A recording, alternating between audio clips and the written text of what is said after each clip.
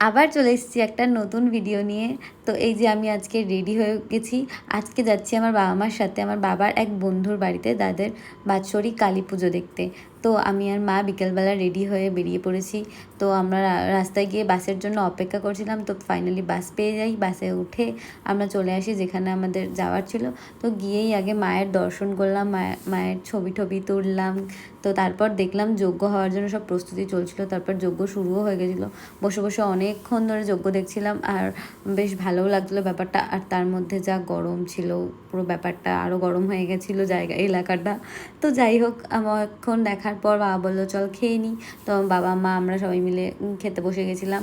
খাওয়া দাওয়া করে সবাইকে টাটা বলে বাড়ির দিকে রওনা হওয়ার ছিল, কারণ অনেকটা রাত হয়ে গেছিলো আর আমরা অনেক দুপুরবেলার দিকে গিয়েছিলাম।